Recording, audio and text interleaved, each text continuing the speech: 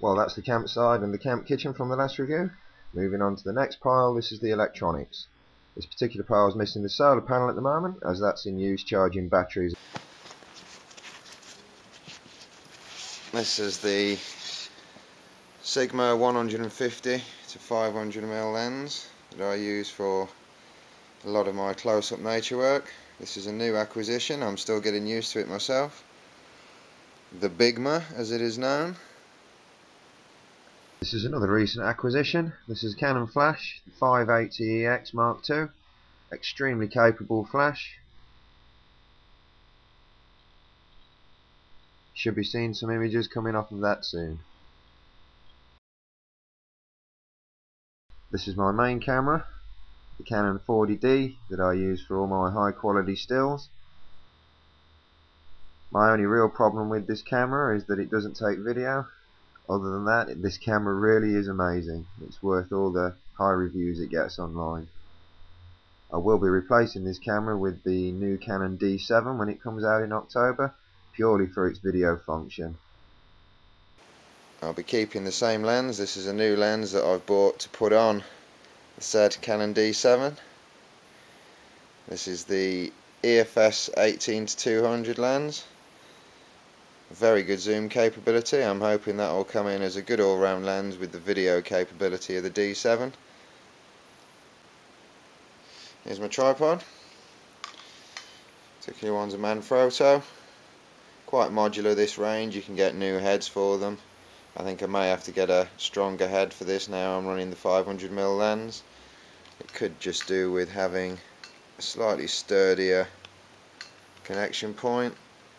That plastic is just basically angled to grip and try and hold on to the shoe that fits in there. This is my basic fishing kit. This has to do me for all aspects of my fishing, from ultralight stuff to boat fishing and shore fishing. 3 reels, 3 rods in the travel tube there. Many people aren't familiar with travel rods. They're basically just multi-section. You've seen the 2-piece rods. These just break down to 5, 6 and 7 pieces.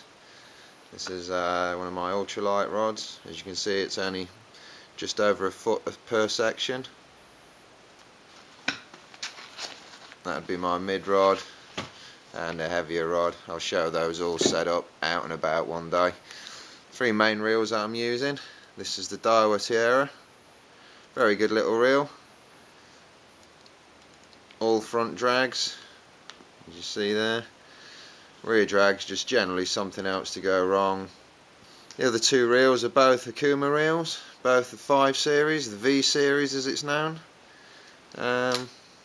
I purchased these with great expectations about a year ago.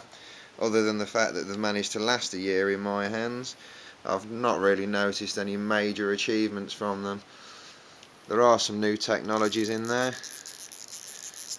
Most notable, there's a much larger drag plate for the size of reel, handy if you're using heavy braid in a light reel. That whole interior surface is a drag washer.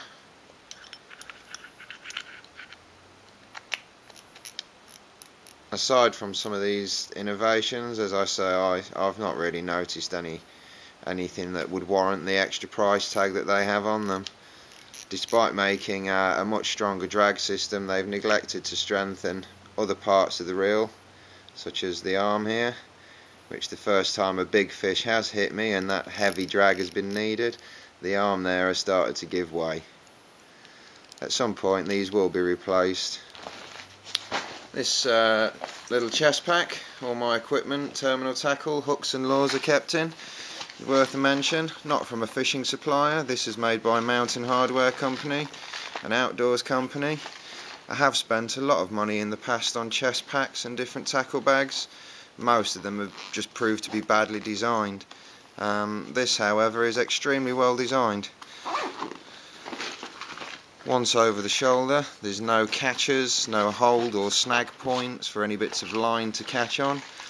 Very comfortable, versatile. Little external section to attach waterproofs or anything else to, and just 2 main compartments. What more can you ask for? general tackle that I use, predominantly lures, soft plastics, hard body lures. I do carry floats and general hooks from terminal tackle. This has been one of my mainstays for the last 5-6 years, the Gerber fisherman tool. While the after sales service of Gerber lacks something these days, their products are extremely good. This particular one, with its extremely long narrow nose pliers, very good for getting those pliers down the back of a fish's throat and pulling out the hook safely and releasing the fish without any major harm. Extremely useful tool.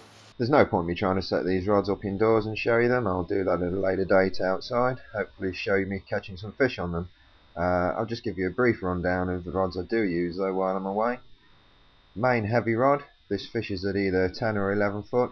This is the Shimano Beastmaster 300 to 330 STC.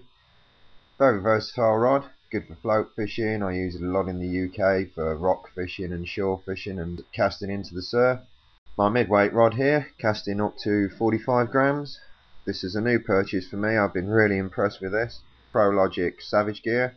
After using a lot of different travel rods of varying prices over the years, this is the kind of action that I've been looking for a very long time. I'll be doing a full review on that as and when I actually get to go fishing.